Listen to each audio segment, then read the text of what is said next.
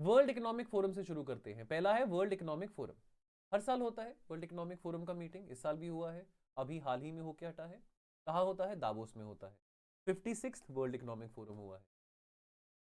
और हर साल इस वर्ल्ड इकोनॉमिक फोरम में heads of the state, business leaders, आपके CEO, civil society activist, academic से जुड़े लोग, रिसर्चर्स, ये सब आते हैं और बहुत सारे मुद्दों पे बात करते हैं। टेक्नोलॉजी हो, आतंकवाद हो, मैक्रो इकोनॉमिक स्टेबिलिटी हो, सस्टेनेबल एनर्जी हो, आर्टिफिशियल इंटेलिजेंस हो, और इस साल तो जियोपॉलिटिक्स को लेके भी बहुत बात करी। आप जानते ही हैं, क्योंकि पिछला पूरा जो 2 महीने रहे हैं इंटरनेशनल मीडिया में, करंट अफेयर्स सिर्फ डोनाल्ड ट्रंप अफेयर्स बन के रह चुके। एंड देयरफॉर इतना सारा कुछ जो हो रहा है वो सब किससे रिलेटेड है? जियोपॉलिटिक्स और जियो इकोनॉमिक्स से रिलेटेड। राइट, थीम क्या था? अब ये जरूरी है, हमको ये पता होना जरूरी है कि किसी भी मीटिंग में, किसी भी समिट में उसका मीटिंग क्या था, थीम क्या था। G20, BRICS, G7, World economic Forum, theme क्या था पता होना बहुत जरूरी है। देखो, ये मैं नहीं कह रहा, मैं कौन होता हूं कहने वाला, ये मेरे को यूपीएससी के पीवाई क्यूज कह रहे हैं। यूपीएससी के पीवाई क्यूज, 15 साल की पीवाई क्यूज को मैराथन सेशन लेते मेरे को कम से कम 5 साल हो गए। हर साल एक संडे आता है जहां पे हम सब अपना मैराथन सेशन लेते हैं। अब कुछ तो उस चीज का तजुर्बा होगा, पहले पेपर दिए, अभी पढ़ा रहे हैं, तजुर्बा होगा, एक्सपीरियंस होगा। उसी एक्सपीरियंस से कह रहा हूं, to understand, to really understand कि यूपीएससी किस डायरेक्शन में जा रहा है, किस में नहीं जा रहा है, प्लीज पीवाई क्यूज को अपना होली बाइबल, होली गुरु ग्रंथ साहिब, होली गीता, अपनी होली बुक मान के उसको चलो। ऑलराइट, नाउ थीम क्या है 2026 में? Spirit of dialogue. ऐसा भी देखा गया है कई बार क्वेश्चंस ऐसे आते हैं, फॉर एग्जांपल, कि जैसे साल कोई और दिया होगा, कोई डब्ल्यूटीओ का अग्रीमेंट है कि वो इस साल में यूनानिमसली पास हुआ था, इंडिया ने पास किया था, वो साल न्यूमेरिकली गलत दिया होगा। ऐसा आप कहेंगे कि सर ऐसे क्वेश्चंस क्यों पूछ रहे हो? यूपीएससी पूछ रहे हैं कि वो साल 2016 था, 2017 था, गलतियां होती हैं, तो इस करके we have to be very particular. कौन सा ईयर था मीटिंग का, कौन सा नंबर था सबमिट का, जैसे 56 है वर्ल्ड इकोनॉमिक फोरम का, ये बेशक आपको ना याद रहे, ये कोई दिक्कत वाली बात नहीं है कि 19 से 20 जनवरी था कि 25 से 26 जनवरी था, वो हमको कोई दिक्कत वाली बात नहीं है। लेकिन number and also the theme of the meeting, वो बहुत जरूरी है। मधुर, you can go through the PDF of whatever we've discussed in the crash course.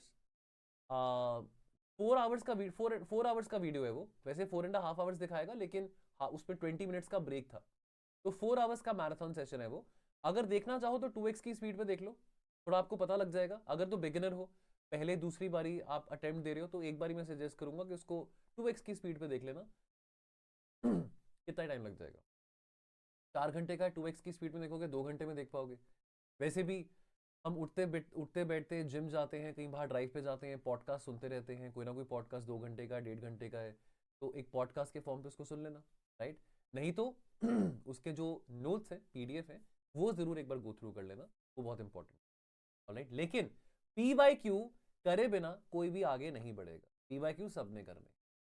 Coming back, spirit of dialogue हमारी थीम थी, इसमें फोकस किया गया था cooperation in a more contested world. यानी कि स्पिरिट ऑफ डायलॉग, व्हाई?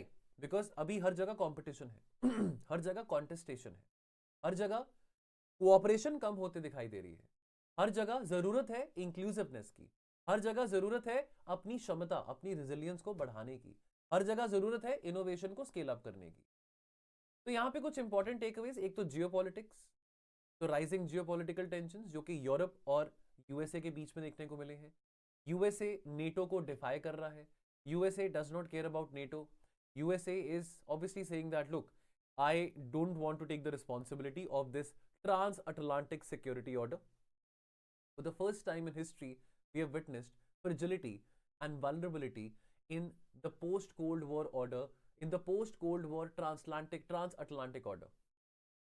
तो Greenland को लेना है, डोनाल्ड ट्रंप ने यूके के प्राइम मिनिस्टर को भी गाली दी, क्या बेवकूफ हो, डिगो गार्सिया आपने दे दिया मॉरिशस को, ग्रीनलैंड के बारे में बात करी, वो बहुत बड़ा एक लेटर भी था फ्रांस के प्रेसिडेंट का, इमैनुअल मैक्रोन का, सोशल मीडिया पे भी फ्लोट हुआ था, काफ़ी बेइज्जती कराई इमैनुअल मैक्रोन ने भी। इमैनुअल मैक्रोन ने कहा कि अरे छोड़ो यार ये सब चीज़ों को, ग्रीनलैंड को आओ मेरे पास बैठो, हम बैठ के बात करते हैं, सीरिया को लेके बात करते हैं, है ना, कुछ इनोवेशन को लेके बात करते हैं, कुछ नेटो को लेके बात करते हैं। लेकिन डोनाल्ड ट्रंप नहीं गए उनके साथ चाय कॉफ़ी पीने। वो जो लेटर था उनका काफ़ी काफ़ी मतलब सोशल मीडिया पे भी फ्लोट हुआ था, काफ़ी बेइज्जती भी हुई थी। और डोनाल्ड ट्रंप हर चीज़ पब्लिक कर ही देते हैं, आपको पता है। डोनाल्ड ट्रंप लाइक उनकी आदत है कि वो कुछ भी करेंगे, बस वो बाथरूम जाते हैं तो उसकी फ़ोटो नहीं डालते हैं, तो करें, लेकिन अदरवाइज हर एक चीज़ की वो फ़ोटो डाल ही देते हैं, हर एक चीज़ की, एक ट्वीट की वो फ़ोटो डाल ही देते हैं। एंड देन कनाडा के जो स्पीकर थे जैसे कि मार्क कार्ने, जो कि कनाडा के प्राइम मिनिस्टर हैं, उन्होंने कहा कि रूल्स बेस्ड वर्ल्ड ऑर्डर खतरे में है। खतरे में कब नहीं था दोस्त, वो तो हमेशा से खतरे में था। ये जो आपने जो रूल्स बेस्ड वर्ल्ड ऑर्डर की जो 3-4 लफ्जों की आपने जो लाइन बनाई है, ये तो 1945 से खतरे में था, कोई नई बात तो नहीं है। एंड देयरफॉर अभी क्योंकि डोनाल्ड ट्रंप आपको लात मार रहा है, डोनाल्ड ट्रंप आपके लिए कुछ नहीं कर रहा है, डोनाल्ड ट्रंप भी अमेरिका वो वाला अमेरिका नहीं रहा जो कि अपने दोस्तों को साथ में लेके फिरता था, तो अब आपको लग रहा है कि रूल्स बेस्ड वर्ल्ड ऑर्डर खतरे में हो, तो पहले से ही था। और कनाडा के प्राइम मिनिस्टर ने कहा कि जो मिडिल पावर्स हैं, तो मिडिल पावर्स कौन सी होती हैं, जैसे कि इंडिया है, ऑस्ट्रेलिया है, यूके है, इसराइल है, जापान है, जर्मनी है, ऑलराइट, ये मिडिल पावर्स यानी कि वो जो कि बहुत हार्ड पावर नहीं है रशिया और अमेरिका की तरह, लेकिन इतनी भी मतलब हल्के में नहीं ले सकते उनको आप, तो वो मिडिल पावर्स कहते हैं। तो कनाडा के प्राइम मिनिस्टर ने कहा कि मिडिल पावर्स को एकजुट होना पड़ेगा ताकि मल्टीलेटरलिज्म और रूल्स बेस्ड वर्ल्ड ऑर्डर को हम गाइड कर सकें। देन टेक्नोलॉजी और एआई को लेके बात हुई थी। अब एआई के हाइप को लेके काफ़ी सारा इम्पैक्ट हम देख रहे हैं, कॉर्पोरेट लीडर्स कोशिश कर रहे हैं कि एआई को इंटीग्रेट कैसे किया जा सके ऑपरेशनल वर्कफ्लोज में। मैसिव ले ऑफ्स हम देख रहे हैं, हो रहे हैं हर जगह। लेकिन मेरा ये मानना है कि अभी ले ऑफ्स होने कम हो जाएंगे आने वाले 1 साल में, बिकॉज लोग अब अडाप्ट करना सीख गए हैं एआई के साथ, और साथ के साथ लोग अपस्किल भी कर रहे हैं एआई के साथ, वो अपस्किल भी कर रहे हैं, वर्कफोर्स अपस्किलिंग हो रहा है बहुत मैसिव स्केल। एंड देयरफॉर इसके ऊपर बात करी गई थी, AI, data and sovereignty, trade and economic cooperation. Trade centre stage, trade took the center stage because of the geopolitical complexity. Now, why? Because of the tariff war, because of the tariff propaganda which we are seeing from the last 1 year, जो Donald Trump ने play out किया हुआ है कि मैं इस पे tariff लगा दूंगा, उस पे टैरिफ लगा दूंगा, उससे तेल मत लो, उससे ये मत लो, तो अनसर्टनिटी बढ़ी हुई है। बिकॉज चाहे वो इंडिया है, चाहे वो वियतनाम है, चाहे वो बांग्लादेश है, चाहे वो चाइना है, व्यापार हर कोई करता है। और हम एक ऐसे टाइम और एरा में रह रहे हैं जहां पे डी कपलिंग, एक टर्म होता है ना डी कपलिंग, जहां पे ना ये डी कपलिंग कर पाना बड़ा मुश्किल काम है। आप ग्लोबली इकोनॉमीज को डी कपल नहीं कर सकते हो, और ये बात 2008 का जो ग्लोबल फाइनेंशियल क्राइसिस है वो सिद्ध कर चुका है। It is not easy to decouple economies, and therefore we have to figure out a way, either we cut a deal. वैसे अगर आपने सूट्स वेब सीरीज देखी है तो उसमें हार्वी स्पेक्टर एक बहुत अच्छे कैरेक्टर हैं, मेरे फेवरेट हैं। वो हमेशा कहते हैं that cut a deal, cut a deal. और आई थिंक हार्वे स्पेक्टर को ही ज्यादा इन्फ्लुएंशियल लेके डोनाल्ड ट्रंप भी हर किसी को कह रहे हैं, learn to make a deal with me, learn to make a deal with me, make a deal, make a deal. Now so we are left with a choice in the 21st century in 2026 that only if we are able to cut a deal or make a deal with Donald Trump, only then can we ensure that global economic prosperity and trade with America can flourish.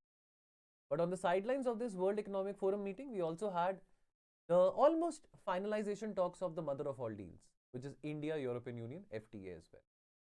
Global economic growth would be around 3% in 2026, 3.1%. पूछा जा सकता है, वैसे बहुत irritating और factual question है, लेकिन कई बार ऐसे क्वेश्चंस पूछे जाते हैं।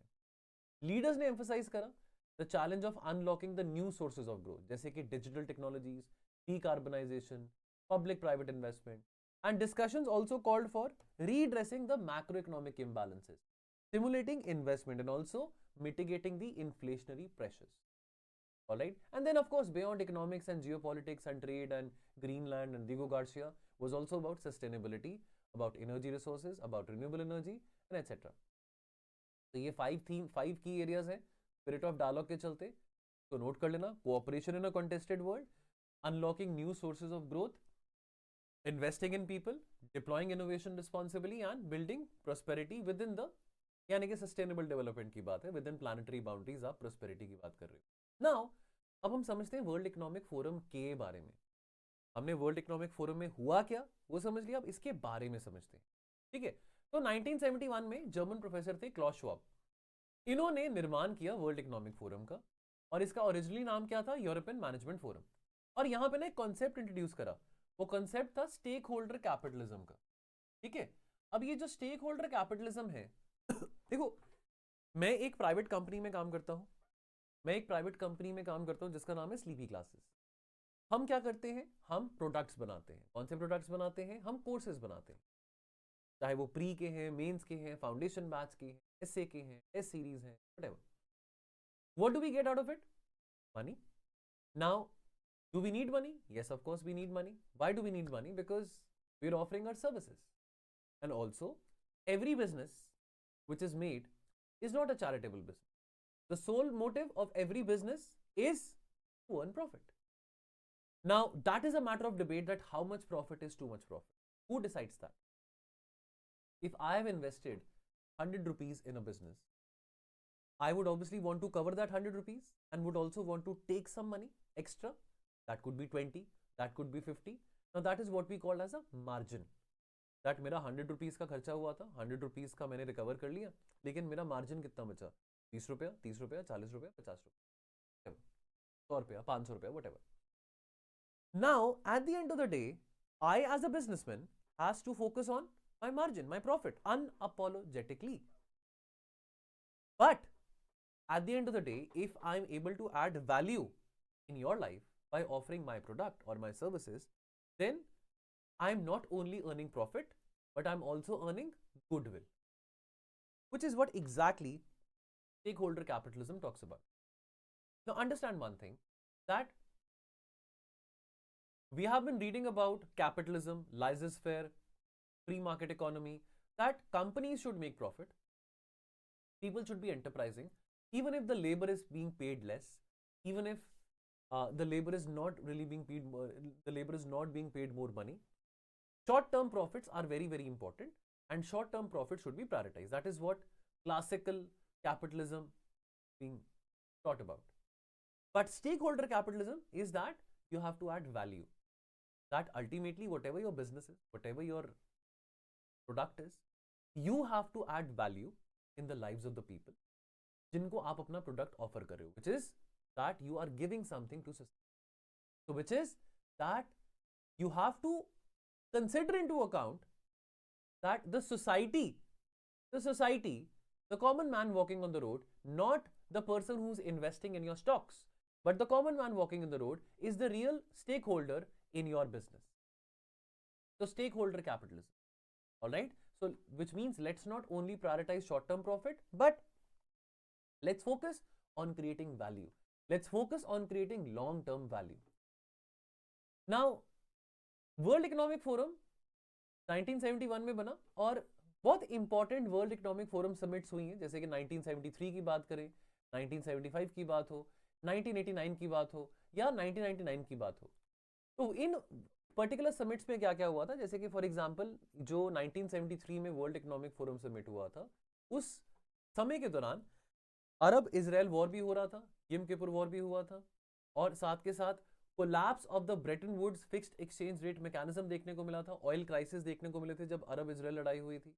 सिमिलरली 1989 की बात करें तो 1989 में जो रीयूनिफिकेशन ऑफ जर्मनी हुआ था, दैट वाज, उसकी बातचीत भी इनिशिएट वर्ल्ड इकोनॉमिक फोरम की मीटिंग पे हुई।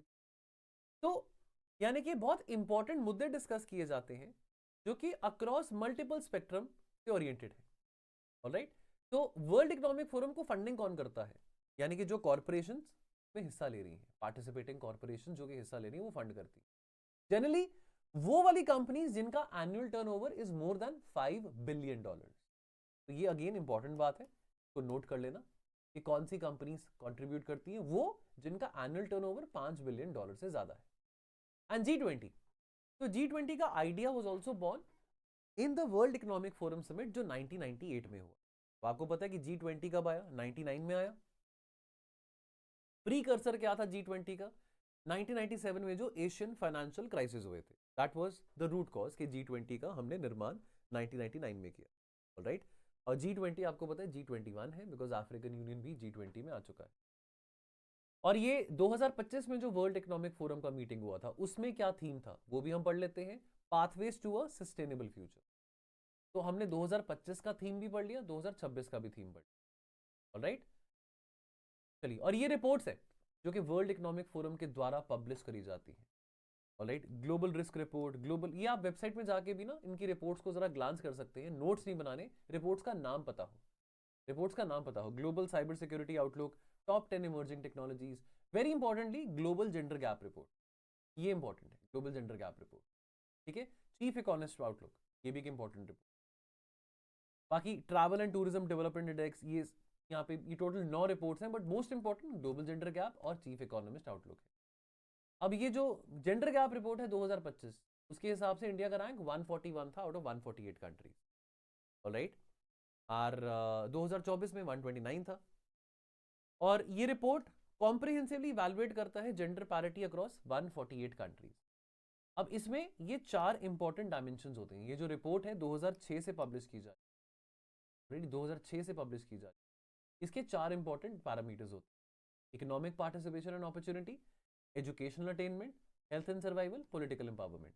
इन चारों पैरामीटर्स के अक्रॉस देखा जाता है कि which on all these 4 parameters कैसे खड़े उतर रहे हैं हर एक कंट्री जिनको इवैल्यूएट किया।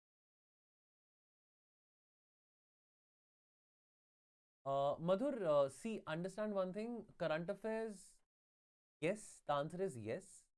You have to cover current affairs separately, but also I can talk about my subject. I will be covering current affairs of my subjects for pre-oriented, जो भी pre-specific current affairs of my subject in IR. I don't know about the other subjects, but it is always wise and always good. It is suggested that you should always do your current affairs also in isolation. Integration of static and current affairs is being witnessed in our crash course. That is something different. For a subject like IR, there is nothing static. Now, I can talk about theories, IR ki theories, but that is not relevant, no? That is not relevant for prelims. I can talk about balance of power, I can talk about this, that, I can talk about security dilemma, but that is not very important for prelims.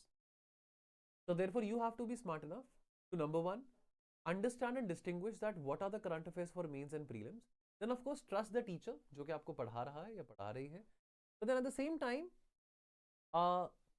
don't commit this mistake कि आप outrightly current affairs को पढ़ ही नहीं रहे हो. Don't commit this mistake. Alright, ऐसा गलती मत करना. Okay, so each dimension is scored on a scale from 0 to 1, जहाँ पे 1 represent करता है full gender parity, 0 denote करता है complete inequality. तो ये जो इंडेक्स है एक स्ट्रेटेजिक बेंचमार्किंग टूल है जो कि कंपेयर करता है gender disparities across the world. Alright, now to achieve gender parity by 2030, this would require collective investment of $360 billion per year for the whole world, not only for India but for the whole world. That's a lot of money. That's certainly a lot of money. And then global gender gap index, ये world population review के द्वारा निकाला जाता है. तो मेरे को था कि साथ के साथ आपको ये भी बता दूं, तो एक ग्लोबल जेंडर गैप रिपोर्ट है, एक ग्लोबल जेंडर गैप इंडेक्स है. ये वर्ल्ड इकोनॉमिक फोरम के द्वारा नहीं है, ये वर्ल्ड पॉपुलेशन रिपोर्ट के द्वारा निकाला जाता है. यहाँ पे बस जस्ट जाते जाते थोड़ा बस आपको ये दिखा रहा हूँ, स्क्रीनशॉट ही लिया था मैंने उसकी वेबसाइट. 5 कंट्रीज जिसमें सबसे ज्यादा जेंडर इक्वालिटी है. तो आइसलैंड नंबर 1 पे, यानी कि आप देख सकते हो जो क्लोजर टू 1 है, यानी कि क्लोजर टू 1, यहाँ पे आपको मैंने क्या बताया था, 0 to 1. 1 represents full gender parity, यानी कि क्लोजर टू 1 की बात हो रही है. यहाँ पे it is 0.92 closer to 1, 0.879 closer to 1, 0.863 closer to 1. UK, New Zealand, so all these are closer to 1, यानी कि not complete gender parity but close to complete gender parity. तो बेटा प्रीलिम्स में ना 2 ही चीजें बहुत इंपॉर्टेंट है आईआर में, एक तो प्लेसेस इन यूज और एक इंटरनेशनल ऑर्गेनाइजेशन. और अगर मैं इंटरनेशनल ऑर्गेनाइजेशंस की बात आपको बताऊं तो देखो यहाँ पे ना ये 548 स्लाइड्स है मेरे पास. 548 स्लाइड्स हैं जिसमें सारी की सारी इंटरनेशनल ऑर्गेनाइजेशंस कवर्ड हैं, जिसमें आपके पिछले 15 सालों की PYQ से रिलेटेड ऑर्गेनाइजेशंस भी हैं, करंट अफेयर से रिलेटेड ऑर्गेनाइजेशंस भी हैं, और वो भी जिनकी प्रोबेबिलिटी बहुत ज़्यादा है आने वाले समय में पूछने की. तो अगर आप ये कॉम्प्रिहेंसिवली आप क्रैश कोर्स में इंटरनेशनल ऑर्गेनाइजेशंस और प्लेसेस इन न्यूज़ कवर करना चाहते हैं तो प्लीज़ जुड़ें हमारे last batch of the crash course. देखिए प्रीलिम्स में it's all about covering content but relevant content and then practicing that via the MCQs. So therefore please इस प्राइस पॉइंट को ये मत सोचो कि बहुत महंगा कोर्स है, ये है वो है। आफ्टर ऑल आपको एक अच्छा अटेम्प्ट चाहिए अपना प्रीलिम्स निकालने के लिए, और वो अच्छा अटेम्प्ट 2026 में हो सकता है अगर आप एक सीरियस तरीके से, एक इंस्टीट्यूशनलाइज्ड एक मेथड के साथ आप अप्रोच करोगे अपनी तैयारी को। तो स्ट्रेटेजिक बनो, जेनरिक मत बनो, एंड देयरफॉर हमारे टोल फ्री नंबर पे कॉल कीजिए। और अगर आप हमारा पहला लेक्चर इंटरनेशनल रिलेशंस का जो पहला क्रैश लेक्चर है, अगर आप डेमो के तौर पे देखना चाहते हो तो कमेंट सेक्शन में लिखें डेमो सर।